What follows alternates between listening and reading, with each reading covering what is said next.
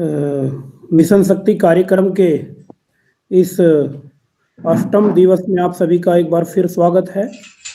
और मैं अपने साथ जुड़े हुए सभी सम्मानित प्राध्यापकगण, प्यारे छात्रों और जो भी इस चैनल के माध्यम से जुड़े हुए हैं, उन सभी का तहे दिल से एक बार फिर इस अष्टम दिवस में स्वागत करता हूं।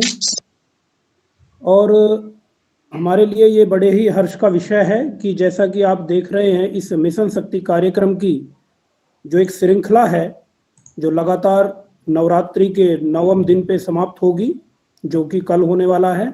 तो आप लोग देख रहे हैं कि इस चैनल के माध्यम से अब तक हमने वेबिनार किए हैं और इसी दौरान हमने एक से एक नई शख्सियत आपके सामने प्रस्तुत की है, जिनका अपना भी एक व्यक्तित्व है और जो जिस फील्ड में कार्य कर रही हैं उनमें उन्होंने एक मुकाम हासिल किया है। आज इसी श्रृंखला को आगे बढ़ाते हुए हमने आपके मध्य में एक सुलझी हुई शिक्षाविद और महिला अधिकारों से जुड़ी हुई एक महिला को ही हमने आमंत्रित किया है। जैसा कि आप जानते हैं कि ये मिशन शक्ति कार्यक्रम महिलाओं की सुरक्षा, शिक्षा, स्वावलंबन, आत्मसम्मान, स्वाभिमान और इन्हीं अनेक बिंदुओं और पहलुओं को लेकर के उत्तर प्रदेश सरकार के निर्देशानुसार चलाया जा रहा है। और नवरात्र के जो ये शारदीय नवरात्र से वासंतिक नवरात्र तक, जो कि अप्रैल के आसपास होंगे, तब तक इस कार्यक्रम को यूं ही चलाते रहना है। लेकिन क्योंकि अभी इसका पड़ाव 9 दिन के लिए है, तो हमने अधिक से अधिक प्रयास किया है कि हमारे मध्य में जो महिला शक्ति से जुड़े हुए सरोकार हैं या उससे संबंधित जो सामाजिक कार्यकर्ता हैं, और खास करके वो महिलाएं हों, तो ज़्यादा हमें इस बातें समझ में आती हैं। इसलिए हमने, जैसा कि आप देख रहे थे कि शुरू में हमने विधिक परामर्श के लिए आपके मध्य में इलाहाबाद हाई कोर्ट के कुछ वरिष्ठ वकीलों के माध्यम से आपको हमने ज्ञान पहुंचाने की कोशिश की थी, जो इंफॉर्मेशन थी, टेक्नोलॉजी और नॉलेज पहुंचाने की कोशिश की थी। इसी दिशा में आगे बढ़ते हुए आज हमारे मध्य में एक महोदया उपस्थित हैं, जिनका नाम है डॉक्टर साने फातिमा। आप ख्वाजा मोइनुद्दीन चिश्ती, जो कि लैंग्वेज से संबद्ध यूनिवर्सिटी है, उसमें असिस्टेंट प्रोफेसर हैं। वैसे तो मैडम साहित्य की छात्रा रही हैं, किंतु अंग्रेजी, हिंदी और उर्दू में भी उनका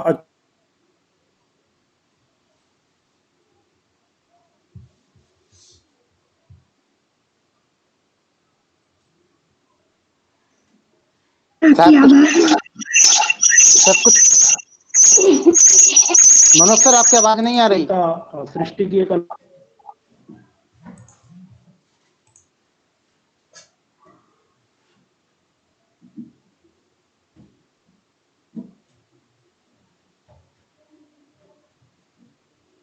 मनोज सर, आपकी आवाज में कुछ शायद दिक्कत आ रही है।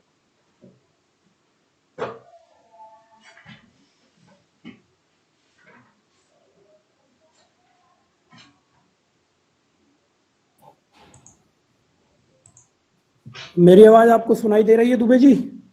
हाँ, अब आना शुरू हुई है फिर से। जी, कुछ टेक्निकल प्रॉब्लम हो गई थी, मैं जुड़ नहीं पा रहा था।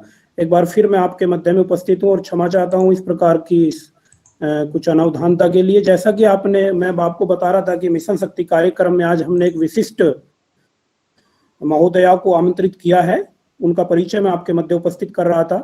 कविता रचना में भी उनकी विशेष रुचि है और वो बीटेक उन्होंने किया हुआ है। वर्तमान में वो असिस्टेंट प्रोफेसर हैं ख्वाजा मोइनुद्दीन चिश्ती लैंग्वेज यूनिवर्सिटी लखनऊ में। और साइबर सिक्योरिटी और इसी प्रकार के अन्य मुद्दों को लेकर के आज जो महिला सरोकारों से संबंधित मुद्दे हैं, उनके विषय में वो हमारे सामने उपस्थित होंगी। इसके साथ ही उन्होंने एक और खास अपनी तरफ से पेशकश की थी हमारे छात्राओं के और महिलाओं के लाभ के लिए। उन्होंने बताया था कि यदि कोई भी छात्रा किसी भी प्रकार की, जो कि चाहे वो मनोवैज्ञानिक समस्या हो, उसके साथ चाहे सामाजिक समस्या हो, मानसिक उत्पीड़न हो, या किसी भी प्रकार की ऐसी समस्या जिसे वो सोशल प्लेटफॉर्म पे या इस अन्य माध्यम से, जो कि पब्लिकली वो उसे इश्यू नहीं कर पा रही हैं, उन माध्यम से भी आप उनकी टीम के साथ जुड़ सकते हैं, काउंसलिंग कर सकते हैं। मैडम अवेलेबल है हमारे साथ, आप उनको चैट के माध्यम से किसी और रूप में भी जुड़ सकते हैं। तो मैं अधिक समय ना लेते हुए, क्योंकि वो लगातार हमारे साथ प्रारंभ से ही प्रथम द्वितीय तृतीय जो हमारे साथ जुड़ने वाले थे, उन्हीं में उनका भी नाम था। प्रारंभ से ही वो अपने विषय के प्रति संजीदा होते हुए हमारे मध्य जुड़ चुकी हैं। मैं उनका एक बार फिर तहे दिल से स्वागत करता हूं, अभिनंदन करता हूं, इस्तकबाल करता हूं। और वो आए और हमारे मध्य में अपने विचारों की सरणी के माध्यम से जो हमारी छात्राएं हैं उनका ज्ञानवर्धन करें। डॉक्टर शान फातिमा, आपका बहुत बहुत महाविद्यालय परिवार की ओर से अभिनंदन है और इस्तकबाल है। आप आइए और अपने विचार हमारे छात्राओं तक पहुंचा करके इस ज्ञान सरणी को आगे बढ़ाने की दिशा में अग्रसर होइए। डॉक्टर शान फातिमा।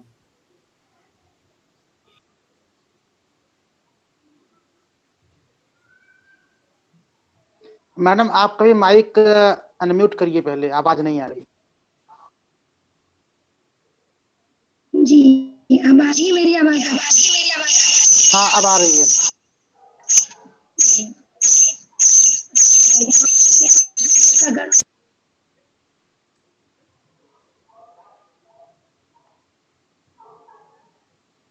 मैम एक फिर मिनट से के लिए अनम्यूट बस है, अनम्यूट करना पड़ेगा। मैम एक मिनट के लिए मैम एक मिनट। आपने ऐसा दो डिवाइस अगल बगल में रखी हैं अपने, तो प्लीज कोशिश कीजिए एक डिवाइस का साउंड बंद कर दीजिए। किसी भी एक डिवाइस का जो साउंड है उसे बंद कर दीजिए प्लीज। ठीक है मैम, हम आप अपने आप को अनम्यूट कीजिए। अब आ रही है आवाज? मैम आपको एक डिवाइस का साउंड बंद करना होगा बिल्कुल। अभी भी प्रॉब्लम वही है। आपको एक डिवाइस का साउंड बंद करना पड़ेगा या ऑफ ऑन होगा एक डिवाइस से। एक डिवाइस का साउंड आपके दो डिवाइस हैं हमारे सामने, एक सहा फातिमा के नाम से है।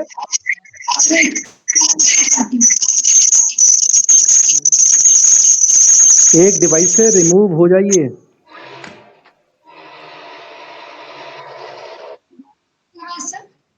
हाँ जी मैम, अब ठीक है। जी, एक बार फिर से आप सबको मेरा नमस्कार। और मनोज सर, विशाल सर, आप सबका तहे दिल से शुक्रिया कि आपने इतना अच्छा इस्तकबाल किया और सर ने मुझे यहाँ पे आमंत्रित किया है। तो बहुत ज्यादा वक्त ना लेते हुए आप लोग मुझे सुन सकते? आवाज आ रही है आपको?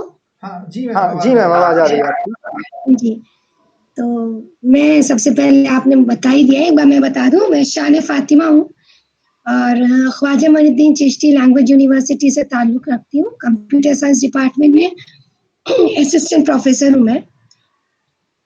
Now, since I have been called here to deliver a lecture on cyber security, but as we all know that our government has dedicated this Navrat, especially this Navrat and the complete month for the Mission Shakti program, जो महिला सशक्तिकरण को लेकर के हमारी government ने ये programme launch किया है इस नवरात्र के रहते हुए। तो मैं चाहूंगी कि मेरा जो विषय आपने मुझे यहाँ पेश करने के लिए बोला है, जो मेरा मौजू है आज का, कि मैं साइबर सिक्योरिटी पे बोलूं। हालांकि ये एक बहुत बहुत वास्ट टॉपिक है जिसके बारे में अगर हम डिस्कस करें तो ये 1 घंटे 2 घंटे या 1 दिन 2 दिन का टॉपिक नहीं है। पूरा ये एक पूरा विषय है जिसे मेरे ख्याल से एक पूरे सेमेस्टर में कवर करना चाहिए।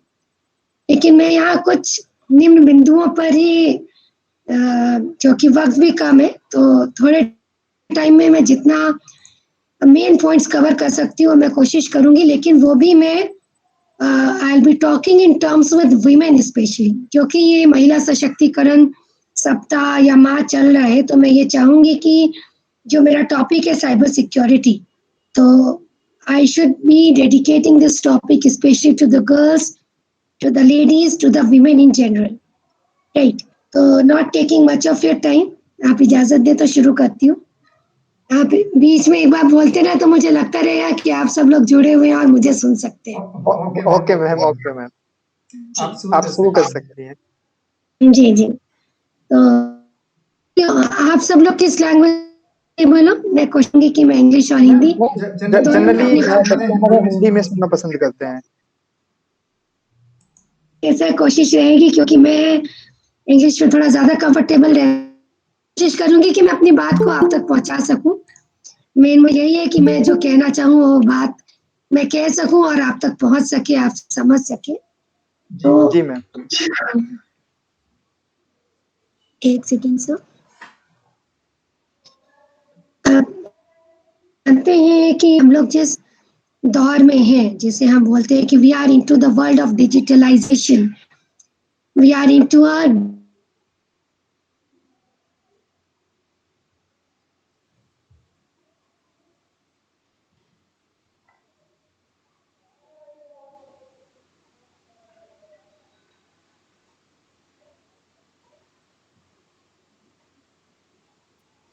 मैडम आपकी आवाज नहीं आ रही। मैडम के पास शायद नेटवर्क का प्रॉब्लम है कुछ।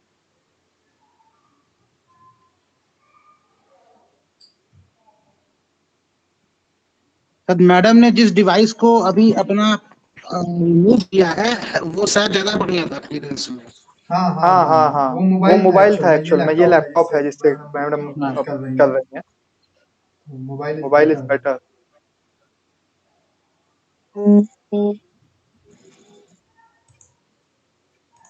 हेलो। हेलो हाँ हाँ मैडम आवाज आ रही है। मोबाइल ही यूज जी। करिए, that's better. G network issue रहता है, इसीलिए मैंने दोनों डिवाइस से कनेक्ट करना उचित समझा था। जी तो मैं कह रही थी कि जैसा कि हम सब जानते हैं और ये बहुत कॉमन वर्ड हो चुका है कि डिजिटल इंडिया, हमारे पीएम साहब भी बात करते रहते हैं कि we should be into a digitalized world now. तो हालांकि और ये भी मैंने कहा कि वक्त के साथ हमें खुद को भी ढालना पड़ता है और बदलाव बहुत जरूरी है। तो हालांकि हम में से बहुत सारे लोग ऐसे हैं जो इस चीज से अभी भली भांति परिचित नहीं है कि हमें इन चीजों का कैसे उपयोग करना है, बल्कि यूं कहूं कि सदुपयोग कैसे करना है। लेकिन चूंकि change is the necessity of life, बदलाव बहुत जरूरी है और एक समझदार व्यक्ति वही है जो बदलते वक्त के साथ अपने को उस सांचे में ढाल सके। तो we can not step back, अब हम पीछे मुड़ के तो नहीं देख सकते। हम जानते हैं कि हर सिक्के के दो पहलू होते हैं, each side has two coins. तो जब डिजिटलाइजेशन की बात चलती है तो सबसे पहले जो हमारे दिमाग में आता है वो हम बात करते हैं टेक्नोलॉजी की। और सबसे करेक्ट उदाहरण तो यही है जो हम और आप बात कर रहे हैं आज एक दूसरे से, वो मोबाइल के जरिए बात कर रहे हैं, इस गूगल मीट के जरिए बात कर रहे हैं एक दूसरे के समक्ष, फिजिकल रूप से ना हो करके हम जो जुड़े हैं, ये टेक्नोलॉजी है, यही डिजिटलाइज इंडिया है, यही डिजिटलाइज वर्ल्ड है। तो जी मैम। एक सेकेंड सर, मैं दरअसल कुछ साझा करना चाह रही थी, 2-4 स्लाइड्स मैंने बनाई थी, लेकिन ये कनेक्टिविटी इशू है तो क्षमा चाहूंगी कैद के लिए। तो जब हम डिजिटलाइजेशन की बात करते हैं तो आई हैव ऑलरेडी सेड कि हर सिक्के के दो पहलू होते हैं। ये हमारे ऊपर होता है कि हम चीजों को किस तरीके से इस्तेमाल करें, हमारा देखने का क्या नजरिया है और हमारी समझदारी क्या है। तो हम चीजों से पीछे हटके तो नहीं रह सकते कि इस चीज के खतरे ज्यादा हैं, इस चीज में बहुत सारे रिस्क हैं, तो हम ऐसा नहीं हो सकता कि हम उस चीज की तरफ कदम ही ना बढ़ाएं।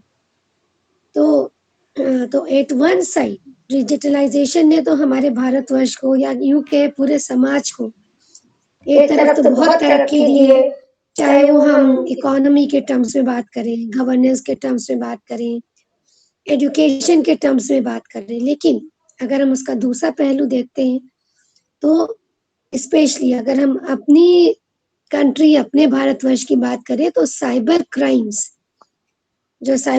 का दर है वो बहुत ज्यादा बढ़ चुका है। तो साइबर क्राइम्स की बात करते हैं तो सबसे पहले तो मैं अपने युवाओं को ये बताऊं कि साइबर क्राइम होता क्या है। तो जब भी किसी टर्म हम साइबर की बात करते हैं तो हमारे दिमाग में जो चीज स्ट्राइक करती है वो ये है कि ऐसा कोई भी पहलू, ऐसा कोई भी क्राइम, ऐसा कोई भी अपराध जो कि टेक्नोलॉजी, स्पेशली किसी कंप्यूटर या नेटवर्क के तहत जुड़ा हो, उसके तहत अगर किसी तरह का कोई अपराध हो रहा है तो वो साइबर क्राइम के अंदर आता है।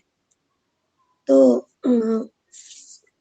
मैं इससे भी कनेक्ट होना चाहूंगी सर, क्योंकि मैंने कुछ स्लाइड्स बनाई थी जो मैं चाह रही थी कि आप लोगों से साझा कर सकूं। जी मैम। वो मेरे लैपटॉप पे ही है। आप लैपटॉप को म्यूट कर सकते हैं। उससे भी सर दरअसल हो नहीं रहा था, कोशिश करती हूँ, एक सेकेंड। लैपटॉप को म्यूट कर सकते हैं आप। तो जी, जी। फिर आप डबल डिवाइस से कनेक्ट हो जाएंगे आसानी से। अच्छा अच्छा सर।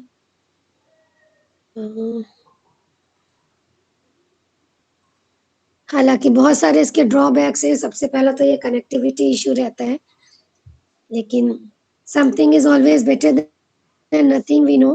तो खाली बैठने से अच्छा यही रहा कि हम लोग एक दूसरे के साथ किसी ना किसी तरीके से जुड़े रहे। अगर ये आवाज क्लियर है तो मैं चाहूंगी कि जब तक मैं साझा नहीं कर पा रही हूँ, अगर मैं साझा नहीं कर पा रही हूँ तो अपने शब्दों से ही आपको समझा सकूं। अगर आप लोगों को कोई एतराज ना हो और मेरी बातें अगर स्पष्ट है तो आप कहिए। कोई दिक्कत नहीं। जी जी सर। तो सबसे पहले तो बात ये आती है कि साइबर क्राइम्स है क्या। तो साइबर क्राइम मैंने आपको बताया, ऐसा कोई भी क्राइम, ऐसा कोई भी अपराध जो हमारी स्पेशली कंप्यूटर टेक्नोलॉजी से रिलेटेड है,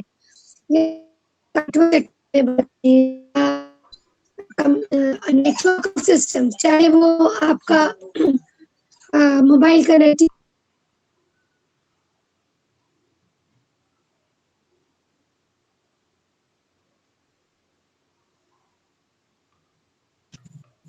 मैडम आपकी आवाज नहीं आ रही, लगता है आज हेलो हेलो हाँ हाँ आवाज आना शुरू हुई मैडम। जी। तो तो ये साइबर क्राइम्स का क्या है वो चीज तो मैं भी आपको बताती हूँ, लेकिन ये क्यों है, साइबर क्राइम्स का ये दर क्यों बढ़ रहा है। ये कंप्यूटर टेक्नोलॉजीज हम लोग जितना भी यूज कर रहे हैं, इसका भी सबसे जीवंत उदाहरण है वो मेरी और आपकी बातचीत है कि जिस जरिए से, जिस माध्यम से हम लोग अभी जुड़े हैं, ये डिजिटलाइजेशन की ही देन है। लेकिन बात ये उठती है कि जब हम क्राइम की बात करते हैं, हेलो हाँ जी मैम। सबसे पहले ये जो किसी भी तरह का अपराध उत्पन्न हो रहा है, उसके पीछे का जो मुख्य कारण है वो है लैक ऑफ नॉलेज, सही जानकारी ना होना। अभी भी हमारे देश में जो हमारा शिक्षा का स्तर है, या अगर हम नॉर्मली अर्बन एरियाज की या रूरल एरियाज की बात,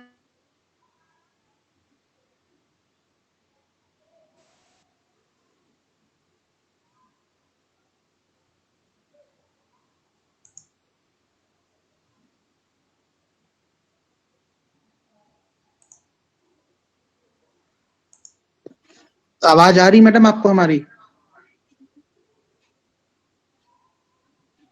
आज शायद साइबर ने ही साइबर से मुंह मोड़ा है अनुज सर। वही कनेक्टिविटी। बस वही कुछ प्रॉब्लम शायद चल रही है कनेक्टिविटी की।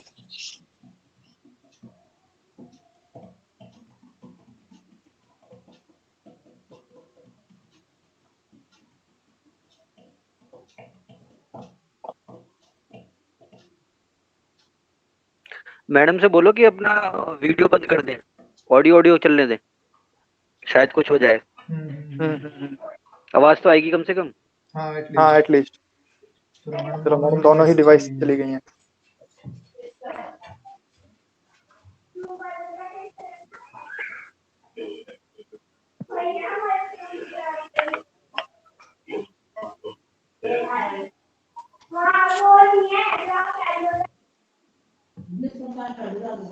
मैम क्या आप मेरी आवाज सुन पा रही हैं?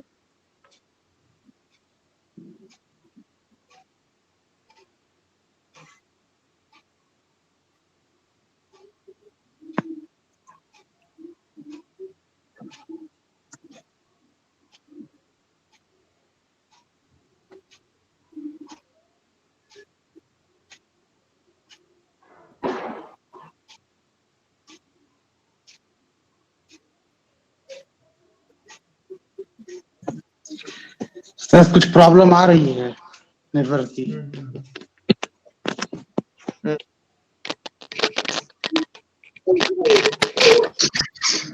हेलो हाँ मैडम। हेलो हाँ जी मैम आवाज आ रही है आपकी। जी, ये नेटवर्क इश्यू बहुत है। मैडम मैं अपना सर वीडियो बंद बहुत कर ज्यादा दीजिए। जी, आपकी वीडियो ऑफ कर दीजिए तो थोड़ा बेटर कनेक्टिविटी रहे। अच्छा अच्छा ठीक है सर, वीडियो ऑफ कर देती हूँ।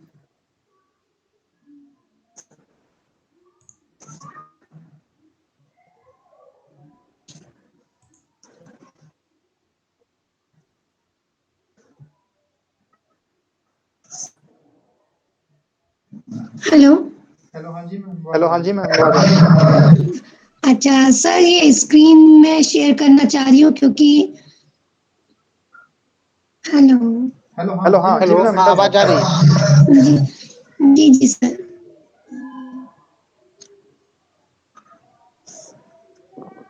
क्या सर मेरा स्क्रीन शेयर हो सकता है आपसे? नहीं, मैं नहीं कर सकता, आप कर सकते हैं। नहीं नहीं, आपको दिख रहा है? क्या मैम? आप स्क्रीन मेरा अभी नहीं आई है स्क्रीन मैम। दिख रहा है सर? नहीं, अभी नहीं आया है, अभी आपने शेयर नहीं करना शुरू किया है।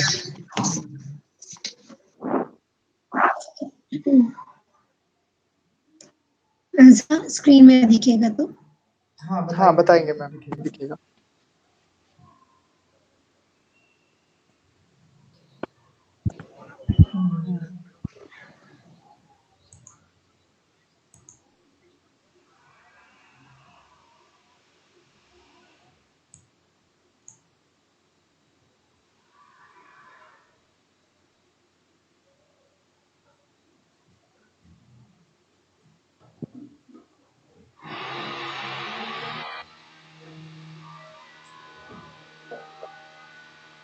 हेलो।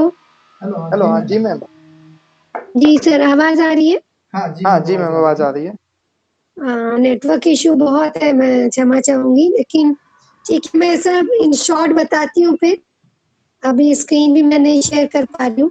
जी मैम, यहाँ जी। पे यहाँ पे स्पेशली जो भी महिलाएं या छात्राएं मुझसे जुड़ी हुई हैं, तो आपका बहुत ज्यादा वक्त नहीं लूंगी नेटवर्क इशू की वजह से, लेकिन मैं आपको शॉर्ट में इतना बताती हूँ कि ये जो भी साइबर क्राइम्स हैं आपके, तो उसमें कई तरीके के आपके क्राइम्स होते हैं। जैसे कि होता है आपका स्टॉकिंग। स्टॉकिंग बोलते हैं, वैसे तो हिंदी में अगर इसका मायने बोला जाए तो पीछा करना।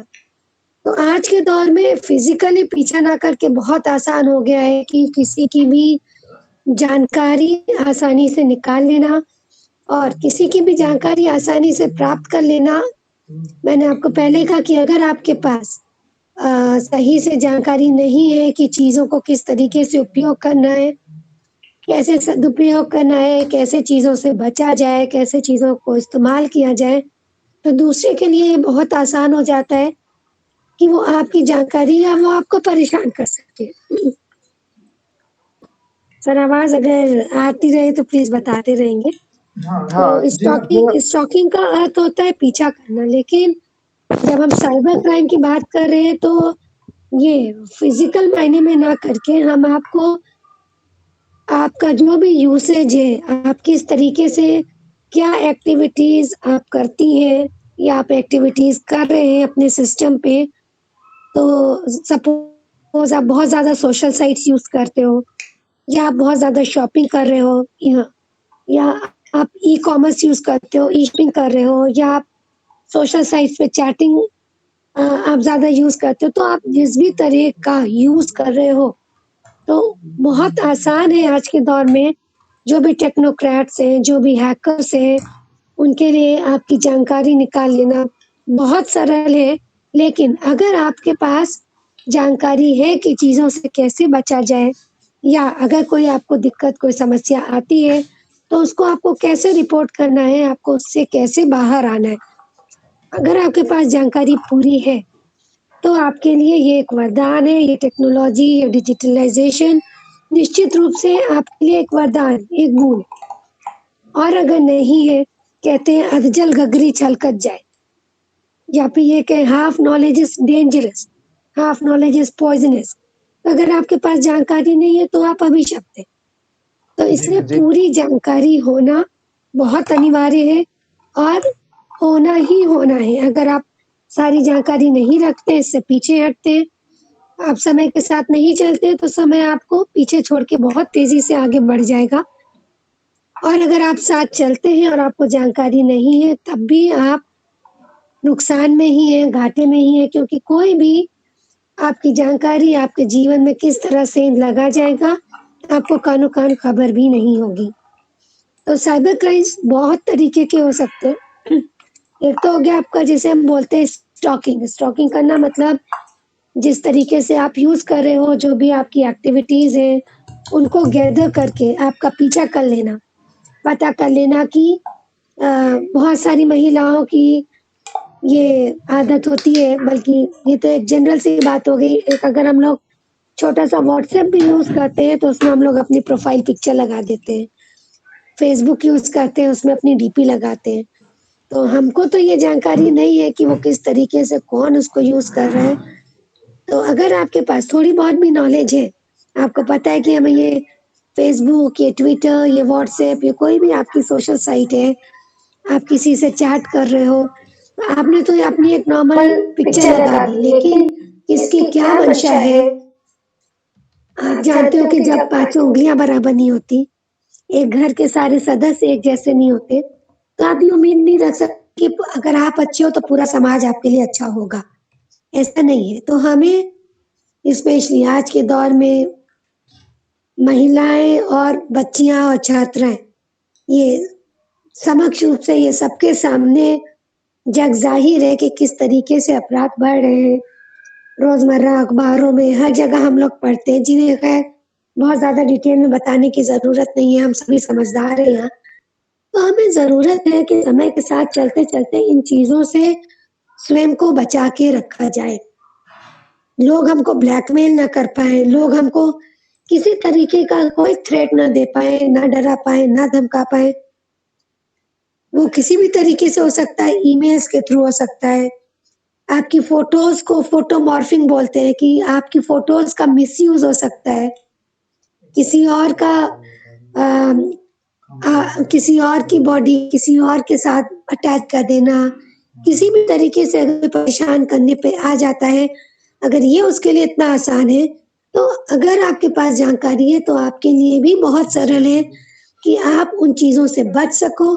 और अगर खुदा न खास्ता आप इन चीजों में किसी तरीके से आप गलत चीजों में फंसते हो, आपका कोई डेटा आपका कोई डेटा चोरी हो जाता है, आपकी कोई पिक मिसयूज हो जाती है, तो बहुत सरल है कि आप इन चीजों से केवल खुद को बचा ही ना सको, बल्कि रिकवर कर सको और गलती करने वाले को उसके अपराध की सजा भी दिला सको। पर उसके लिए जरूरी है कि आपको पता हो कि किस किस तरीके से अपराध हो सकते हैं और उन अपराधों से अपने आप को कैसे बचाया जाए, और साथ ही साथ सामने वाले को किस तरीके से उस अपराध के लिए सजा भी दिलवाई जाए, जिससे आगे वो केवल आपके साथ ही नहीं बल्कि किसी के साथ किसी तरीके का कोई अपराध करने की हिम्मत ना जुटा सके। और यकीन मानिए, अगर साइबर क्राइम्स बहुत ज्यादा है तो साइबर लॉज उससे भी ज्यादा स्ट्रिक्ट है। साइबर पोर्नोग्राफी आपने सुना होगा, तो not going much into detail, मैं आपको, क्योंकि मैं यहाँ पे अपना स्क्रीन साझा नहीं कर पा रही हूँ, तो आप सबकी तवज्जो चाहूंगी कि अगर आप थोड़ा सा ध्यान दे दें। मैं जल्दी जल्दी में बताऊंगी क्योंकि शायद इसके बाद आपका शपथ कार्यक्रम भी होता है। तो हालांकि छोटी छोटी बातें हैं, लेकिन अक्सर हम जिसको इग्नोर कर जाते हैं। तो मैं चाहूंगी इन बातों को आप हमेशा, स्पेशली महिलाएं, मैं महिलाओं पे फोकस इसलिए कर रही हूँ क्योंकि मैं ये नहीं कहती कि सिर्फ महिलाएं ही इस अपराध की विक्टिम्स हैं, लेकिन क्योंकि भारत देश में चाइल्ड और विमेन अब्यूज, इनके रेट्स अगर आप देखें तो पिछले 2014 से लेकर के 2020 तक इनका दर बहुत ज्यादा बढ़ा है। तो मैं ये नहीं कहती कि सिर्फ महिलाएं, सिर्फ छात्राएं या सिर्फ बच्चे ही इन क्रिमिनल्स की चपेट में है। हर एक को सावधानी बरतने की जरूरत है, लेकिन क्योंकि जिस तरह का दौर चल रहा है,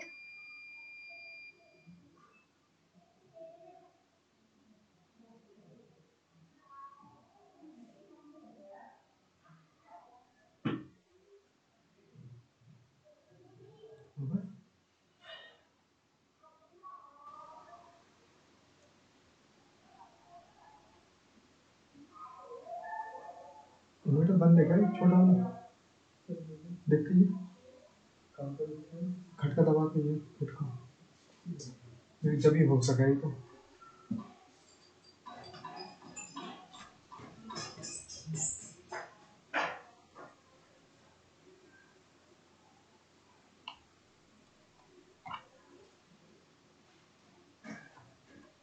बंद था है बंद था। अच्छा चला देना। हेलो, हाँ जी मैम, आवाज आ रही है।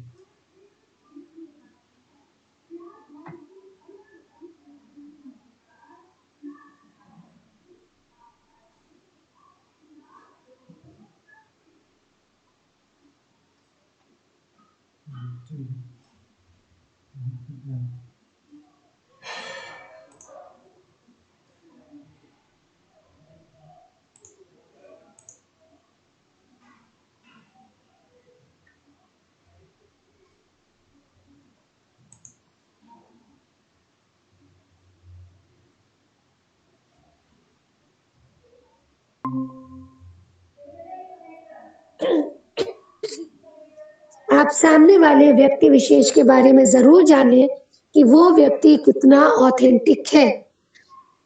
बहुत सारी फ्रेंड रिक्वेस्ट हमारे पास आती है और धीरे धीरे सबको अनुभव होता है, वो बात सही है, लेकिन जितनी जल्दी हम किसी से अनुभव प्राप्त कर सके, सही जानकारी प्राप्त कर सके, वो बेहतर है। तो मैं चाहूंगी आज की छात्राओं का तवज्जो कि आप कभी भी कोई भी सोशल नेटवर्किंग साइट यूज करती हैं, आप किसी की भी फ्रेंड रिक्वेस्ट एक्सेप्ट करती हैं या व्हाट्सएप यूज करती है, सबसे पहले ये जानना बहुत आवश्यक है कि जिस व्यक्ति से आप ये वर्चुअल दोस्ती, इस आभासी दुनिया में आप ये आभासी दोस्ती कर रही हैं, क्या आप जिसको समझ के दोस्ती कर रही हैं, दोस्ती का हाथ बढ़ा रही हैं, क्या वास्तव में वो व्यक्ति वही है भी या नहीं। वो बात तो अलग होती है कि बाद में कौन कैसा निकले, किसकी प्रवृत्ति क्या है, दैट इज सेकेंडरी थिंग, लेकिन कम से कम आप इतनी जानकारी तो अवश्य रख लें कि आप जिसको समझ के दोस्ती का हाथ बढ़ा रही हैं, आप उसकी फ्रेंड रिक्वेस्ट एक्सेप्ट करें, जिसको हम टेक्नोलॉजी के टर्म्स में ऑथेंटिसिटी बोलते हैं। क्या वो बंदा ऑथेंटिक है? कहीं ऐसा ना हो कि आप जिसको, जो आपको ए व्यतीत हो रहा हो, ए ना हो कि वो कोई दूसरा व्यक्ति बी हो, जो आपके सामने ए बन के आपका दोस्ती का हाथ बढ़ा रहा हो। तो सबसे पहले आप उसकी ऑथेंटिसिटी चेक कर लीजिए कि क्या जिस व्यक्ति को आप जो समझ के बात कर रही है, अपनी चीजें साझा कर रही है या कर रहे हैं, मैं सबके लिए बात कर रही हूँ, लेकिन खास तौर से मैं महिलाओं का ही अटेंशन चाहिए मुझे। उसके बाद एक बार आपने देख लिया वो व्यक्ति ऑथेंटिक है, कभी भी अपनी सही और एकदम एक्यूरेट जानकारी किसी भी अनजान व्यक्ति को मत दीजिए, चाहे वो आपकी छोटी सी, आपका चाहे वो नाम हो, आपके घर का पता हो, आपका ईमेल का पता हो, आपकी कोई आईडी हो, कभी भी ऑनलाइन किसी भी अनजान व्यक्ति को तो वैसे भी अपनी जानकारी नहीं देनी चाहिए, लेकिन बहुत ज्यादा जो आपको लगे कि नहीं ये बहुत अच्छा है, बहुत सगा है, इससे हमने बहुत सारी बातें साझा कर ली है या इसने भी हमको अपनी सारी जानकारियां दे दी है, तब भी एक अनजान व्यक्ति अनजान ही है। हमेशा अपनी मर्यादाओं में रहिए, सबसे दोस्ती करिए, सबसे हाय हेलो, सबसे दुआ सलाम करिए, लेकिन किससे कितनी दूरी बरकरार रखनी है, कितना डिस्टेंस मेंटेन करना है। मैं ये नहीं कहती दुनिया से कट के हो जाइए, पर मैं ये भी नहीं कहूंगी कि हर एक के बहुत ज्यादा क्लोज हो जाइए। तो अपनी मर्यादाओं में रहिए और अपनी कोई भी जानकारी जो आपको लगता है कि कोई व्यक्ति उसे मिसयूज कर सकता है, किसी भी प्रकार से घातक हो सकता है, तो वो जानकारी कभी भी आप स्पेशली ऑनलाइन साझा ना करें। कभी भी आप कहीं भी ट्रेवल कर रहे हो, अब तो बहुत सारी आपकी ऑनलाइन कैब्स चलती हैं, कहीं आपने यहीं घर बैठे बुक कर लिया, ओला आ गई, उबर आ गई, और आप बहुत आसान है, अब तो आप अपनी ट्रिप की डिटेल्स अपने फ्रेंड्स को, अपनी फैमिली को, या अपने मोबाइल में आप इमरजेंसी कॉन्टैक्ट नंबर सेव कर सकते हो। अगर आपके पास 20 कॉन्टैक्ट है, 30 कॉन्टैक्ट है, 100 कॉन्टैक्ट है, उसमें आपने 2-4 लोगों का नंबर अगर इमरजेंसी कॉन्टैक्ट नंबर में सेव कर लिया, आप किसी भी ट्रिप पे जा रहे हो, आप उनको फॉरवर्ड कर दो। मैं फिर से एक बात कहूंगी कि हर एक को अपनी पर्सनल जानकारी देने की आवश्यकता बिल्कुल भी नहीं है। लेकिन जो आपके एकदम अपने सगे हैं, आपके माँ बाप, आपके भाई बहन, या आप जिनके घर जा रहे हो, जहाँ जा रहे हो, या जो आपके इमरजेंसी कॉन्टैक्ट नंबर है, always share your trip to your friends, family and emergency contact numbers while traveling alone in cabs. और साथ ही साथ उस कैब ड्राइवर को भी पता होना चाहिए कि हाँ, आपने वो जानकारी अपने रिलेटिव्स के साथ शेयर कर दी है, ताकि उस व्यक्ति के मन में भी ये बात रहे कि हाँ, अगर कुछ अनहोनी होती है या अगर मैं कुछ गलत करने की मंशा रखता हूँ, तो ये लड़की, ये महिला, ये छात्रा, ये छात्र, ये बच्चा अकेला नहीं है, दूसरों की जानकारी में है। क्या आप सब सुन सकते हैं मुझको? हाँ जी मैम। क्या मेरी आवाज आ रही है? जी जी मैम जी। हाँ मैडम, आपकी आवाज आ रही है। फिर अगली बात मैं फिर से आपसे कहूंगी, ये सारी आपको मामूली बातें लगती हैं, लेकिन उसके बावजूद भी हम इसको अपने लाइफ में इम्प्लीमेंट नहीं करते। हमको ये करना पड़ेगा अगर हम चाहते हैं हमारा समाज, हमारी बच्चियां, हमारी महिलाएं सुरक्षित रहे। तो ये छोटी छोटी मामूली बातों को हमको अपने जीवन में उतारना पड़ेगा। कभी भी never respond to unknown person's communication or conversation or email in internet. किसी भी अनजान व्यक्ति से कभी भी आप कम्युनिकेट ना करें, कन्वर्सेट ना करें, आप ईमेल पे रिस्पॉन्ड ना दें जब तक आपको पता ना हो कि ये व्यक्ति कौन है। कभी भी कोई भी ईमेल या कोई भी अटैचमेंट अगर आपके पास आता है तो आप उसको ना खोलें। किसी भी अनजान व्यक्ति की तरफ से अगर आपके पास कोई एक अटैचमेंट आया, कोई एक फाइल आई, कोई एक ईमेल आई, तो आप उसको बिना देखे किसी भी लिंक पे क्लिक ना करें। बहुत बार आपके फोन पे मैसेजेस भी आते होंगे जिसमें लिंक्स दी रहती है, हाइपर लिंक्स दी रहती है कि आप इस पे क्लिक करें तो आपको ये इनाम मिलेगा, ये ऑफर चल रहा है, या ये बैंक की डिटेल्स है, आप इस पे क्लिक करेंगे तो आपको ये मुनाफा होगा। जब तक आपके पास आपके जानकार व्यक्ति के द्वारा की तरफ से कोई लिंक नहीं आती है, आप उस पे कतई भी क्लिक ना करें, क्योंकि ये हैकर्स के लिए बहुत आसान तरीका होता है आपके मोबाइल्स की सारी इंफॉर्मेशन ले लेने का, आपके लैपटॉप का, आपके सिस्टम का, आप जिससे भी एक्सेस कर रहे हो। अगर आपने एक गलत लिंक पे क्लिक कर दिया तो हो सकता है आपका पूरा का पूरा सिस्टम हैक हो जाए, आपकी सारी जानकारी जो आपने उसमें स्टोर कर रखी है, चाहे वो आपकी बैंक की डिटेल्स ही क्यों ना हो, वो आसानी से हैक की जा सकती है। लेकिन अगर आपको जानकारी है, आपको मालूमात है, तो आप इस तरीके की गलतियां कभी करेंगे ही नहीं। फिर अगली चीज, your brain is the best place to store your passwords. अपने पासवर्ड्स को स्टोर करने का सबसे सेफ और सबसे बेस्ट जो आपकी जगह है वो आपका खुद का दिमाग है।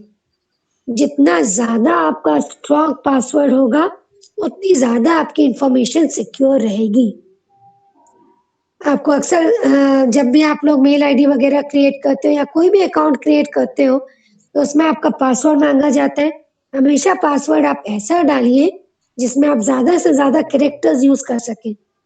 उसमें आपके स्पेशल कैरेक्टर्स हो, उसमें आपके अल्फा न्यूमेरिक हो, ए से जेड तक हो, स्मॉल हो, कैपिटल हो, स्पेशल कैरेक्टर्स हो, लेकिन ऐसा पासवर्ड हो जो आपको भी हमेशा याद रहे। ऐसा ना हो कि आप पासवर्ड बना के खुद भूल जाए, और ऐसा भी ना हो कि आपने ऐसा पासवर्ड बनाया कि हैकर ने उसको आसानी से हैक किया और आपकी सारी जानकारी अपने पास ले ली। Always use content filters to prevent access to websites that are considered unsuitable for your children. क्योंकि आजकल सारी पढ़ाई ऑनलाइन हो रही है, चाहे वो केजी क्लास का बच्चा हो, चाहे वो ग्रेजुएशन पोस्ट ग्रेजुएशन का बच्चा हो। ये कोविड की वजह से हम सब ऑनलाइन कनेक्टेड हैं एक दूसरे से, तो बच्चों के हाथ में हम मोबाइल दे रहे, तो हमेशा आप अपने मोबाइल में ये फिल्टर्स लगा के रखिए कि आपका बच्चा कहीं कोई ऐसी वेबसाइट तो नहीं एक्सेस कर ले रहा है, क्योंकि उसके पास फोन है, उसके पास टाइम है। आप 24 घंटे अपने बच्चे के साथ नहीं रह सकते, तो कम से कम आप इतना होल्ड तो अपने अंदर रखिए, ये देखिए कि क्या आपका बच्चा कोई गलत साइट तो नहीं एक्सेस कर रहा है, कोई ऐसी साइट क्लिक ना कर रहा हो जिसे खोलने पे हम नहीं चाहते कि ये चीज हमारे बच्चे के सामने में आए, चाहे वो कोई पोर्नोग्राफी साइट्स हो, चाहे वो कोई अनवांटेड लिंक हो। तो अब तो बहुत सारी फैसिलिटीज है इसमें, आपका चिल्ड्रन फिल्टर करके ऑप्शन आता है आपके मोबाइल में भी, अगर आप उसको लगा लेते हैं तो बहुत सारी ऐसी वेबसाइट्स हैं जो बच्चे ओपन नहीं कर सकते।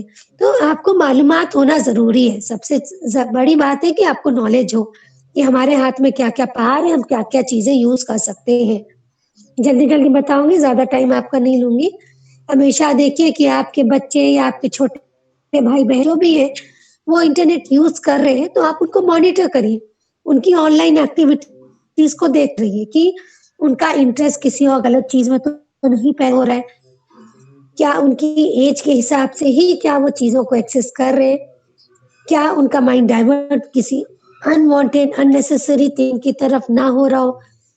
जो भी आप ओएस ऑपरेटिंग सिस्टम यूज करो, ये चीज हमेशा ध्यान रखिए कि वो आपका लाइसेंस्ड ऑपरेटिंग सिस्टम होना चाहिए। जैनब खान, क्या आपको मेरी आवाज नहीं आ रही है? आपका मैसेज आया है कांट हियर प्रॉपर्ली। क्या आप लोग सुन रहे हैं मुझको? हाँ जी मैम, आपकी आवाज आ रही है। हाँ मैडम, आवाज आ रही है जी, शायद मैसेज पहले का होगा। अच्छा अच्छा, तो हमेशा आप लाइसेंस्ड ओएस यूज करिए, एंटीवायरस यूज करिए इंटरनेट सिक्योरिटी के साथ, एंटी मॉलवेयर यूज करिए, पेरेंटल कंट्रोल सॉफ्टवेयर, बहुत सारी फैसिलिटीज अब आपके पास अवेलेबल हैं जिनको आप यूज कर सकते हो। उसके बाद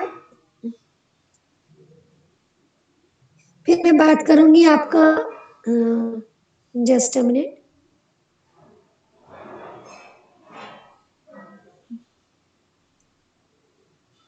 अच्छा, एक और जरूरी बात जो मैं जरूर कहूंगी कि कभी भी जब आपका बच्चा या आपका छोटा भाई बहन इंटरनेट यूज कर रहा है तो अपने बच्चे के लिए, अपने किसी भी छोटे के लिए आप कुछ एक रूल्स बनाओ कि आप इंटरनेट यूज कर रहे हो बेटा तो आप ये कंटेंट ही यूज करोगे। और कभी जब भी आप देखते हो कि आप कोई साइट खोलते हो तो www. वर्ल्ड वाइड वेब के आगे आप जो भी एड्रेस डालते हो उससे पहले आप देखते होगे HTTPS लिखा रहता है। HTTPS आप सबने ध्यान दिया होगा, जिसको हम बोलते हैं हाइपरटेक्स्ट टर्मिनल प्रोटोकॉल। तो आप कभी भी ध्यान दें, अगर उसके आगे S लगा हुआ है तो इसका मतलब वो वेबसाइट आपकी सिक्योर वेबसाइट है। वहां पे S का मतलब होता है सिक्योर वेबसाइट।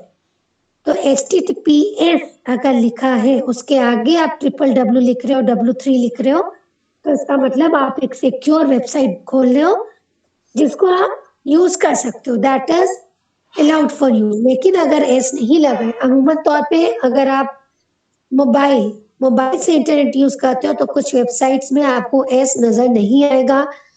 तो मेरी आप सबसे विनती है, ऐसी वेबसाइट्स को ना खोलें, those websites are not secure. उन वेबसाइट्स के थ्रू आपका डेटा आसानी से हैक किया जा सकता है। Be very careful while doing online shopping. ये तो एक कॉमन ट्रेंड बन गया है कि घर बैठे हमने दाल सब्जी चावल आटा सब मंगा लिया, लेकिन बहुत ध्यान पूर्वक ये काम करें। आप ऑनलाइन शॉपिंग कर रहे हो, आप जितना ज्यादा मोबाइल नेट वगैरह यूज कर रहे हो, हमेशा जब भी चीजें खरीदो एक ट्रस्टेड, एक विश्वासवर्ती ई कॉमर्स साइट से ही खरीदो। जब भी आप अपना कंप्यूटर छोड़ो, अपने सिस्टम पे से उठो, अपना मोबाइल बंद करो तो हमेशा उसे लॉक करो या उसको लॉग आउट करो। कभी भी कोई भी ऐसी चीजें इंस्टॉल मत करो जो hello yes, should I continue? हाँ यस जी, यस मैम। तो कभी भी आप ऐसी चीजें जो अननोन चीजें हैं उनको इंस्टॉल मत करो, उनसे बचो। जो आपके पास अनसॉलिडेटेड सॉफ्टवेयर है कंप्यूटर पे उनका यूज करना बंद करो बच्चों। अगर आपको लगता है कि आपकी कोई भी आइडेंटिटी चोरी हो गई है ये बहुत कॉमन चीज हो गई है। बहुत सुनने में आता है कि लोग अपने फेसबुक पे मैसेजेस डालते हैं कि इस दिन से इस दिन तक मैंने अपना फेसबुक नहीं यूज किया है। अगर मेरी तरफ से आपको कोई मैसेज आया है या मेरी तरफ से कोई भी पोस्ट हुई है तो उसको मेरी पोस्ट ना मानी जाए, वो मैसेज मेरी तरफ से नहीं आया है। ये एक बहुत कॉमन ट्रेंड हो गया है जो आप हर 10 दिन में 2 दिन में देखोगे कि लोगों की आइडेंटिटी चोरी हो जा रही है। तो आप फौरन इसका भी आपके पास प्रिविलेज उपलब्ध है कि you immediately report to the concern authorities. अगर आपको किसी भी तरीके की लगता है कि आपकी सिर्फ फेसबुक या सोशल साइट्स की बात ही नहीं है, बहुत बार ऐसा होता है कि आपके पे मैसेज आएगा कि आपके बैंक में आपने इतना पैसा ट्रांजिट किया है, दिया है, लिया है, कुछ भी है।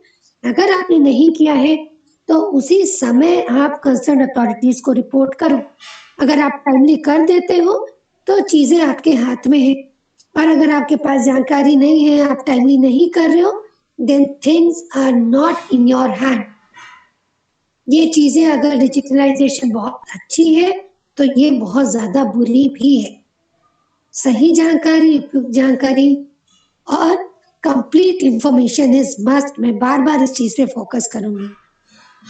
दूसरी चीज बहुत कॉमन बात है कि never share your pictures to strangers. कभी भी अपनी पिक्चर्स आप किसी स्ट्रेंजर को शेयर मत करो बच्चों, ऑनलाइन बिल्कुल मत करो, क्योंकि you never know the tendency of the person in friend. आप दिल के बहुत साफ हो, लेकिन यू नेवर नो कि आपके सामने जो व्यक्ति है वो किस मंशा का है। वो आज आपकी फोटो को ले करके मिसयूज कर सकता है, मॉर्फिंग कर सकता है। मॉर्फिंग का मतलब मैंने आपको पहले ही बताया है कि किसी और की बॉडी के साथ किसी और का असर लगा देना, या किसी भी तरीके से आपको ब्लैकमेल करना, आपको थ्रेट करना, आपको अनकंफर्टेबल फील कराना। अपनी पिक्चर्स को कभी भी शेयर मत करो। अगर आप नहीं डालते हो, आप बहुत सुंदर हो, आप बहुत अच्छे हो, और आप जैसे हो आप अपने लिए हो, अपने घर वालों के लिए, अपने समाज के लिए, उसको जग जाहिर करने की जरूरत नहीं है। आप दिल से सुंदर रहो, मन से सावधान रहो। फोटोज डालना, और अगर आप डाल भी रहे हो तो अब आपका प्रोफाइल पिक्चर लॉक करने का, गार्ड करने की सुविधाएं उपलब्ध है, लेकिन कोशिश करो अननेसेसरी चीजों से बचो। मैं अंत में आपको एक कविता भी सुनाऊंगी अपनी बात को सपोर्ट करते हुए। सर ने शुरू में ही कहा कि मैडम लिखती है, तो अगर आप लोग इंटरेस्टेड हो तो प्लीज मुझे बताएंगे। उसके बाद मैंने पहले भी कहा, कभी भी अपने सिस्टम से उठिए तो उसको लॉक कर दीजिए, उसको लॉग आउट कर दीजिए। कभी भी एक बहुत खास बात जो आप लोग ज्यादातर नहीं जानते होंगे, जब भी आप कोई ऑनलाइन ट्रांजैक्शन करते हो, ऑनलाइन ट्रांजैक्शन किसी भी प्रकार का हो, चाहे आप शॉपिंग कर रहे हो, पैसा ट्रांसफर कर रहे हो, कुछ भी कर रहे हो, तो अपने सिस्टम पे बाकी जितनी भी एप्लीकेशंस खुली है उनको जरूर आप बंद कर दें। जब आप ऑनलाइन ट्रांजैक्शन कर रहे हैं तो आप सिर्फ और सिर्फ ऑनलाइन ट्रांजैक्शन करिए, उसके अलावा बाकी सारी एप्लीकेशंस को आप क्लोज रखिए। Am I clear guys? क्या मेरी बातें आप तक पहुंच रही हैं, आप समझ रहे हैं? जी मैम। कभी भी don't open, forward, reply to, click on links, attachments in unsolicited emails। मैंने आपको ये बात पहले भी बताई है, अगर आपके पास किसी अनजान व्यक्ति की ओर से या बिना किसी सेंडर के एड्रेस के मेल आ रही है, कोई अटैचमेंट आ रहा है, ना उसको खोलो ना उसको फॉरवर्ड करो, ना उस पर रिप्लाई करो। ऐसा भी नहीं है कि आपने लिंक तो नहीं क्लिक करी लेकिन मैम मैंने सिर्फ रिप्लाई कर दिया तो उसके बावजूद ऐसा हो गया। उन चीजों को सीधे सेलेक्ट करो और डिलीट फॉर एवर मारो। Is that clear? एक बहुत खास बात, अपनी लोकेशन, अपना हैंग आउट, जब भी आप घर से दूर हो, कोई जरूरत नहीं है उसको एडवर्टाइज करने की। ट्रैवलिंग टू फला फला फला प्लेस, मैं फ्लाइट से यहाँ जा रहा हूँ, इस दिन यहाँ पे रहूंगा, आज मैंने यहाँ का टिकट बुक कराया, कल को मैं यहाँ पे रहूंगा, बहुत अच्छा मौसम है ये, क्या जरूरत है डालने की, एंजॉय योर ओन लाइफ। ठीक है, अगर आपको बहुत ज्यादा मन भी है, ठीक है, खुशियां बांटने से बढ़ती है, मैं मानती हूँ, लेकिन आप ये देखो कि आप अपनी खुशियां किसके साथ बांट रहे हो। वास्तव में जिनके साथ आप बांट रहे हो, क्या वो खुश हो रहा है या वो आपके लिए घातक सिद्ध हो रहा है। अगर आपको वाकई बहुत मन है तो आप एक बार घूम करके वापस अपनी जगह आ जाइए, उसके बाद आप शेयर करिए कि हाँ मैं यहाँ ऐसी ऐसी जगह पे घूम के आए हूँ, बहुत अच्छा दृश्य था, और मेरी राय है आप सब भी जाए घूम के आए। लेकिन आप अभी इस वक्त कहाँ पर हो, आप उसकी जानकारी अपने तक रखो और अपने फैमिली मेंबर्स, अपने रिलेटिव्स को जरूर बताओ कि मैं इस कैब से यहाँ जा रहा हूँ, इस दिन यहाँ रहूंगा, लेकिन इसको पूरा सामाजिक करने की कोई भी जरूरत नहीं है। To avoid phishing alerts and be secured from it, be suspicious। हमेशा जिसे कहते हैं बहुत ज्यादा ट्रस्ट मत करो। मैं ये भी नहीं कहूंगी हर चीज को शक की निगाह से देखो, लेकिन सावधान रहो, सचेत रहो। कोई भी ईमेल अगर आ रही है कि बहुत अर्जेंट रिक्वेस्ट है, इसे एक्सेप्ट कर लीजिए, या कोई पर्सनल फाइनेंशियल इंफॉर्मेशन शेयर करनी है या कोई दे रहा है, तो प्लीज प्लीज प्लीज अवॉइड कोई भी सेंसिटिव डिटेल, चाहे वो आपका पासवर्ड हो, आपकी क्रेडिट कार्ड डिटेल्स हो, डेबिट कार्ड डिटेल्स हो, नंबर्स हो, उन्हें ईमेल्स के जरिए कभी शेयर ना करें और फोन पे भी ना करें। अगर आप खुद से फोन कर रहे हो और किसी को बता रहे हो, देन दैट इज एक्सेप्टेबल, वो चीज माने है। लेकिन अगर किसी और का फोन आया है तो बहुत ज्यादा चांसेस है कि आपकी जानकारी दूसरे तक भी पहुंच रही है। अपने पासवर्ड्स को नियमित रूप से चेंज करते रहो। अलग अलग अकाउंट्स के लिए अलग अलग पासवर्ड सेट करो। जरूरी नहीं है कि आपने एक ही पासवर्ड के लिए सारी चीजें, उसी से आप फेसबुक भी कर रहे हो, उसी से आप इंटरनेट बैंकिंग भी कर रहे हो, उसी से आप शॉपिंग भी कर रहे हो, नहीं, अलग चीजों के लिए अलग पासवर्ड रखो और नियमित रूप से पासवर्ड को चेंज करते रहो। अब ये छोटी छोटी सी बातें अगर आप इसको अपने जहन में रखोगे, अपने ध्यान में रखोगे, तो निश्चित रूप से आप सुरक्षित रहोगे और चीजों का सही उपयोग कर पाओगे। बहुत सारी जॉब स्कैम्स आती हैं कि आप इस पे क्लिक करिए, यहाँ पे जॉब वैकेंसीज है, यहाँ पे वॉक इन है, यहाँ पे लॉटरी, बहुत फ्रॉड होते हैं, बहुत ज्यादा, ये बहुत कॉमन स्पूफिंग है, बहुत सालों से चल रही है कि आप इस पे करेंगे तो आपको इतना इनाम मिलेगा, इतने डॉलर्स मिलेंगे। ये सब फेक है, कोई आपको बैठे बिठाए कोई पैसा नहीं देने वाला है। इस चीज को आप अपने दिमाग में बैठा लो। आपसे कोई ले जरूर सकता है, लेकिन आप चाहोगे बैठे बैठे आपको ये लॉटरी मिल जाए, ये जॉब मिल जाए, ये सब आपके स्कैम्स हैं। अपने बैंक स्टेटमेंट्स को रेगुलर बेसिस पे चेक करते रहिए। कोई भी अनऑथराइज्ड ट्रांजैक्शन लग रहा है तो तुरंत आप इसको कंसर्न अथॉरिटी को अपने बैंक में रिपोर्ट करो। वक्त रहते करोगे तो चीजें तुम्हारे हाथ में रहेंगी। जानकारी नहीं है, वक्त रहते स्टेप नहीं उठाते हो तो आप लोग सफर करोगे। अच्छा, ऐसा नहीं है कि आज मैंने किसी स्ट्रेंजर से फेसबुक पे दोस्ती कर ली, साल 6 महीने बहुत अच्छी बातचीत हो गई और उसने आज हमको फला जगह बुलाया, अमुक जगह बुलाया और हम पहुंच गए उससे मिलने। स्पेशली लड़कियां, मैं फिर से कहूंगी, महिला सशक्तिकरण की बात चल रही है, मिशन शक्ति की बात चल रही है। बच्चियों बहुत सावधानी से रहो। जमाना बहुत अच्छा है, बहुत लोग अच्छे हैं, लेकिन खराब लोग भी हैं। तो बहुत बहुत ज्यादा इमोशनली अटैच होने की जरूरत नहीं है लोगों से। जो कम लोगों से जुड़ो, लेकिन अच्छे लोगों से जुड़ो। इधर उधर भटकने की जरूरत नहीं है। अपने माँ बाप, अपने भाई बहनों से दोस्ती करो, सबसे हाय हेलो दुआ सलाम रखो। सोशल वर्ल्ड है, कट के मत रहो, लेकिन सावधानी जरूर बरतो। किसी स्ट्रेंजर से कभी मिलने की कोई जरूरत नहीं है।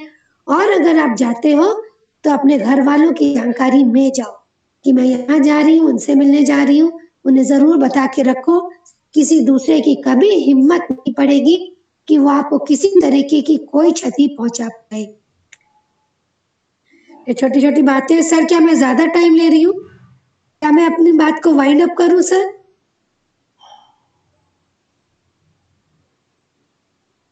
Hello Manoj sir. हाँ हेलो मैडम। क्या मैं अपनी बात को वाइंड अप करूं सर, या मैं थोड़ा समय और ले सकती हूँ? नहीं मैडम, अभी शपथ भी होनी है। अच्छा, तो ठीक है, मैं अपनी बातों को विराम देती हूँ।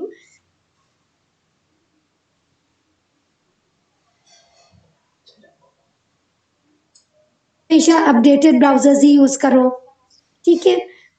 एंटीवायरस यूज करो अपने सिस्टम्स में, और छोटी छोटी सी चीजें इसे हमेशा अपने दिमाग में रखो बच्चों। तो आप लोग अपनी चीजों को, जो ये सारी सुविधाएं आपके पास उपलब्ध है, आप इन्हें अच्छे से यूज कर सकते हो, और आपको कोई क्षति, डरने की कोई जरूरत नहीं है, लेकिन सावधान रहने की जरूरत है। अगर कभी मुझे फिर मौका मिला, आप लोगों को अगर अच्छा लगा हो कि मैम ने छोटी छोटी अच्छी बातें बताई हैं, तो वक्त की कमी है, मैं और चीजें आप लोगों को बताती रहूंगी। और अगर आप चाहें तो यू आर ऑलवेज वेलकम। और ज्यादा टाइम आपका नहीं लूंगी, विराम देती हूँ, आपकी शपथ भी होनी है। तो उम्मीद करती हूँ सर, आप लोगों को ये लेक्चर समझ में आया होगा, चीजें आपको, और आप इन बातों का ध्यान रखें। और किसी को अगर कुछ पूछना हो, मैंने जो बताया, अगर आपके मन में कोई सवाल हो तो आप मुझसे पूछ सकते हैं फ्रीली।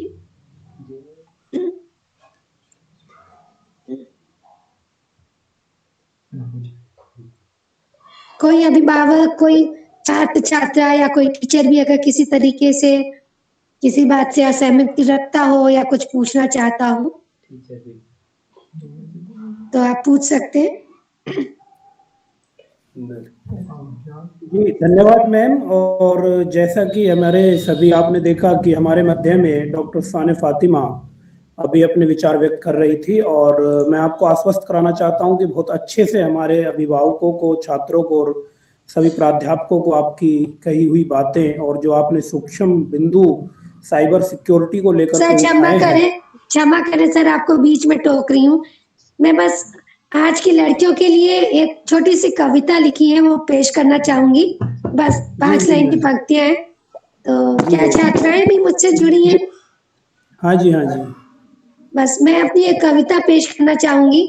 ये हालांकि साइबर सिक्योरिटी से रिलेटेड तो नहीं है, लेकिन क्योंकि हम महिला सशक्तिकरण की बात कर रहे हैं, तो मैं थोड़ा सा बच्चे जो आजकल डाइवर्ट हो जा रहे हैं, उसके लिए मैं 4 पंक्तियां कहना चाहूंगी। इजाजत है सर? जी मैम। क्या मैं शुरू करूं? जी जी जी जी बिल्कुल बिल्कुल। जी, गौर फरमाएं। पहले वो पिता बनने की कोशिश करेंगे, ऐसे जताएंगे जैसे आज तक तुम पिता के दुलार से कैसे रही मरहूम मेरी बच्ची टाइप। किसी दिन अम्मा बने दिल का हाल पूछेंगे, गिरते बालों के लिए कोई तेल ऑनलाइन ऑर्डर करेंगे, हल्दी दूध वाला आइडिया देंगे, बहन की तरह पुचकारेंगे, कहेंगे रात में भी फोन कर सकती हो, मैं हूं ना, तुम अकेली नहीं हो, मैं खूब समझता हूँ औरत का मन। ये जो प्यार में अति से ज्यादा पप्पा अम्मा बहन बनकर तुम्हारे आत्मा में सेंध लगाते हैं ना, ये जो ऐसे जताते हैं कि अगर ये नहीं होते तो लड़खड़ाती सी कौन भला संभालता तुम्हें, एकदम बुद्धू बच्ची हो। तो मेरी दोस्त, पहले तो उसके पालना घर से बाहर निकलो, चौक चौबारे तक घूमाओ, देर रात किताबों से इश्क करो। ये काल्पनिक हाथों का मसाज कमर का दर्द कम नहीं करेगा, दिल का दर्द बढ़ाएगा। एक बार में ना एक ही रिश्ता काम आएगा, एक बार में ना एक ही रिश्ता काम आएगा। ऐसे पैकेज वाले प्यार में मत जाओ वारी, प्रेम को प्रेम की ही तरह बरतना प्यारी। एक लड़की बेसुध रो रही है कि खो दिया उसने प्रेम, जब पिता था, माँ था, बहन और भाई था। उफ, वो सब था, बस प्रेम नहीं था। वो सब था, बस प्रेम नहीं था। धन्यवाद सर। उम्मीद है अब आपको शपथ वो भी लेनी, ज्यादा वक्त लूंगी बहुत नहीं। बहुत धन्यवाद मैडम। आपकी जो कविता थी वो आज के दौर में सबसे मतलब एक तरीके से कहूँ मैं तो वो बिल्कुल सही उस पे आपने आगे बढ़ाया था। आजकल यही होता है। जी धन्यवाद मैम। और काफी प्रासंगिक कविता के माध्यम से आपने जो छात्राओं को काल्पनिक दुनिया से एक वास्तविक दुनिया में जीने की तरफ अग्रसर होने के लिए जो विचार सरणी प्रस्तुत की, इसके लिए हम आपका आभार व्यक्त करते हैं, शुक्रिया अदा करते हैं। इस सेमिनार के माध्यम से आपने हमारे मध्य में जुड़कर और जो अपने बहुमूल्य विचार हमें प्रदान किए, अवश्य ही हमारे इस चैनल के माध्यम से जुड़े हुए जो भी सदस्य हैं वो सभी लाभान्वित होंगे। और एक बार पुनः महाविद्यालय परिवार की ओर से आपका तहे दिल से शुक्रिया अदा करते हुए मैं इस कार्यक्रम को अग्रिम रूप में आगे ले जाते हुए, जैसा कि मैंने शुरू में ही बताया कि इस कार्यक्रम का आज जो हमारा ट्रेनिंग प्रोग्राम होता था वो समाप्त हो चुका है। 23 तारीख उसका अंतिम दिवस था। आज हम शपथ ग्रहण करेंगे और शपथ का उद्देश्य ये होता है कि हम शपथ के माध्यम से ये ज्ञापित करना चाहते हैं, ये प्रदर्शित करना चाहते हैं, बताना चाहते हैं और अपनी आत्मा में, अपने रूह में ये स्थापित करना चाहते हैं कि हम इस बात को जो हम अपने मुख से बोल रहे हैं, अपने वचनों से बोल रहे हैं, इसे हम प्राण प्रतिष्ठा करेंगे, अपनी रूह तक उतारने की कोशिश करेंगे।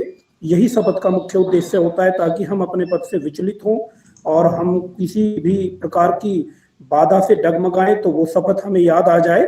तो इन्हीं बिंदुओं के साथ मैं सभी इस चैनल के माध्यम से जुड़े हुए सभी से अनुरोध करना चाहूंगा कि सबसे पहले हम अभिभावकों, हमारे पास 2 प्रकार की शपथ हैं, जैसा कि मैं आपको बता देना चाहता हूं कि एक शपथ है अभिभावकों के द्वारा, क्योंकि ये कार्यक्रम महिला सुरक्षा को लेकर है, तो एक शपथ अभिभावकों को लेनी है। मुझे लगता है कि शायद हमारे साथ बहुत ही अल्प मात्रा में या एक आध कोई अभिभावक जुड़े होंगे, तो उनकी तरफ से शपथ लेनी है।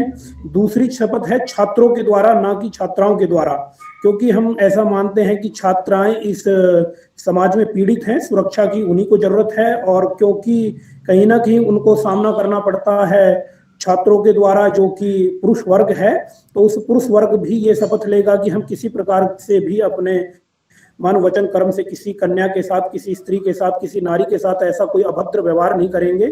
और अभिभावक ये शपथ लेंगे कि मैं अपने बेटा और बेटी के साथ समान व्यवहार करूंगा।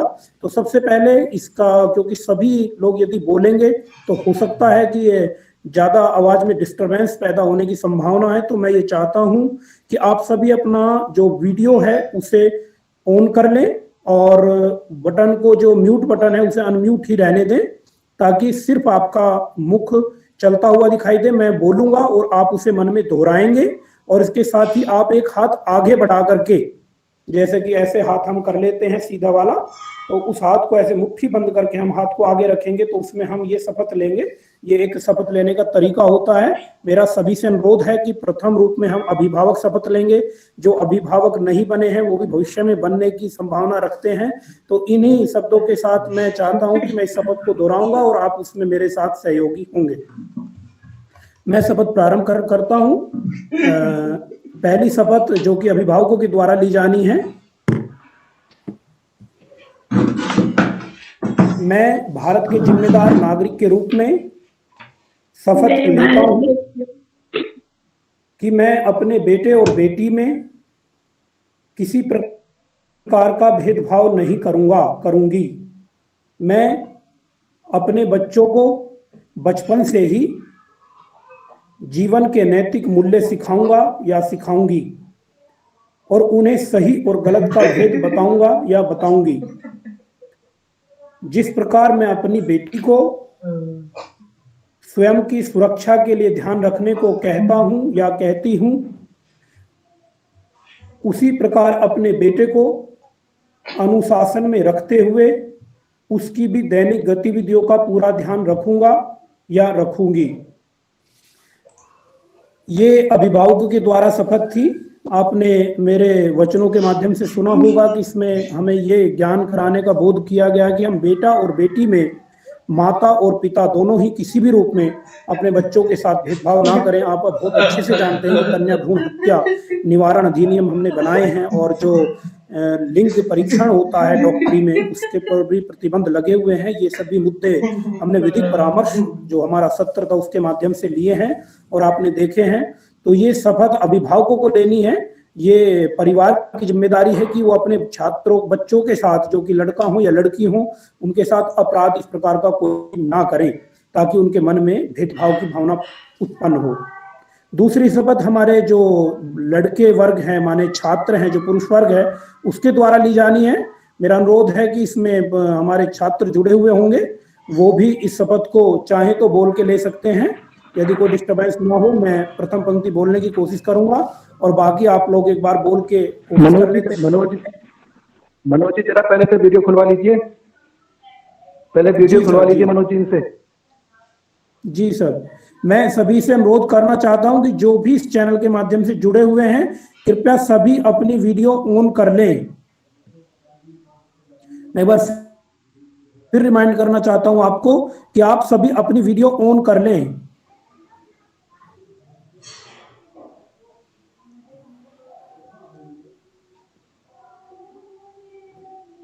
अनुज सर, क्या आप देख पा रहे हैं सभी ने अपनी वीडियो ऑन कर ली है? नहीं सर, अभी मोहम्मद सुलेमान, इकरा सिद्दीकी, साहब फातिमा मैम, अच्छा वो तो पहले से ऑलरेडी है, मोहम्मद सुलेमान। देखिए, सभी से अनुरोध है कि आप इसे वीडियो को ऑन कर लें। ये प्रोग्राम आपके लिए ही बना हुआ है और खास करके हमारे छात्रों को बालिका सुरक्षा की शपथ लेनी है कि हम किसी भी कन्या के साथ, स्त्री के साथ, नारी के साथ किसी भी प्रकार का गलत कृत्य, अभद्र टिप्पणी नहीं करेंगे। तो ये शपथ पुरुषों के द्वारा ली जानी है, छात्रों के द्वारा ली जानी है।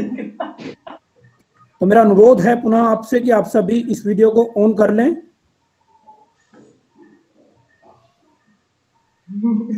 अनुसर, प्रारंभ की जा सकती है शपथ? ठीक है, शुरू कर सकते हैं सर। 2 मिनट लगेंगे, आप 2 मिनट के लिए इसे ऑन करें और सशक्त होकर के अपना दाहिना हाथ आगे करेंगे और मेरे साथ अगर जो लोग खड़े हो जाएंगे रहे हैं तो कोई बात नहीं, आप सुनेंगे और मन में दोहराएंगे। जो लोग चल रहे थे खड़े हो जाएं। अपना दाहिना हाथ आगे बढ़ाएंगे और मैं बोलूंगा और आप शपथ लेंगे, मन मन में दोहराएंगे। भारत के जिम्मेदार नागरिक के रूप में मैं शपथ लेता हूं कि सदैव बालिकाओं व महिलाओं का सम्मान करूंगा और उनके अधिकारों की सुरक्षा करूंगा। मैं प्रत्यक्ष एवं परोक्ष रूप से अपने कृत्यों, शब्दों तथा कर्मों से किसी बालिका एवं महिला के अधिकार एवं मर्यादा का हनन नहीं होने दूंगा। मैं शपथ लेता हूं कि मैं बालिकाओं एवं महिलाओं को उनके विकास के लिए समान अवसर प्रदान करने में अपना पूरा सहयोग दूंगा। जय हिंद। धन्यवाद। जैसा कि अभी आपने वर्चुअल माध्यम से जुड़ करके जिन्होंने भी शपथ ली है वो इस बात को आगे ध्यान रखेंगे और यदि इस प्रकार की आप जुड़ नहीं पाए हैं तो आपको ये संज्ञान में होना चाहिए कि ये प्रोग्राम जो है महिला सुरक्षा को लेकर के मिशन शक्ति कार्यक्रम का आज 8वां दिवस है। कल हम इस मिशन शक्ति कार्यक्रम की समाप्ति करेंगे और कुछ सूचनाएं मुझे इस ग्रुप के माध्यम से आपके समक्ष प्रेषित करनी है। जो भी छात्राएं इस चैनल से जुड़ी हुई हैं या जो भी नहीं जुड़ पाई हैं टेक्निकल समस्याओं से, तकनीकी समस्याओं की वजह से, उनसे एक बार फिर हमारा अनुरोध है कि वो जो पोस्टर और स्लोगन प्रतियोगिता होने वाली है उसके आपने जो भी स्लोगन या पोस्टर बनाए हैं वो आप इस ग्रुप में प्रेषित कर सकते हैं कल 2 बजे तक। उसके बाद हम इसका कुछ छात्राओं के हमें प्राप्त हो गए हैं और हम चाहते हैं कि और अधिक मात्रा में हमारे पास ये स्लोगन और पोस्टर आ जाएं। जैसा कि मैंने पहले भी बता चुका हूं कि प्रथम 3 पुरस्कार और 3 सांत्वना पुरस्कार हम अपने महाविद्यालय के जो वार्षिक समारोह होता है उसमें धूमधाम से उनको पुरस्कार प्रदान किए जाएंगे। कल 2 बजे तक आप उन्हें प्रेषित कर सकते हैं ताकि जो 4 बजे से 5 बजे के बीच में हमारा वेबिनार होगा उसके माध्यम से हम उनके नाम भी घोषित कर सकें और आगे की जो कार्रवाई और इसको एक समेकित रूप में देखते हुए इस पूरे प्रोग्राम को आप तक पहुंचा सकें और किस उपलब्धि तक हम पहुंचे और हमें आगे क्या क्या रणनीति बनानी है इन सभी बिंदुओं पर विचार कर सकें। और यही सूचना मेरी तरफ से प्रेषित की जानी थी आप सभी आए और हमारे जो मध्य आज उपस्थित थी महोदया, उनका भी मैं शुक्रिया अदा करता हूं और डॉक्टर अनुज जी से और विशाल सर से अनुरोध करता हूं यदि कोई और सूचना प्रेषित ना करनी हो तो इस सत्र को समाप्ति की तरफ अग्रसर करें। धन्यवाद। नहीं सर, मेरी ओर से और कोई सूचना नहीं है। जो सूचना थी आपने उसको बच्चों को बता दिया है। अनुज सर, अगर ना हो तो फिर कार्यक्रम की समाप्ति कर दी जाए। ये प्रोग्राम कल और रहेगा बेटा, तो प्लीज कल और आपको ज्वाइन करना है, कल लास्ट डे है, ठीक है। बाकी इसके अलावा और कुछ जानकारी नहीं देनी है, आप सभी लोग कॉल को डिस्कनेक्ट कर सकते हैं। Thank you everyone.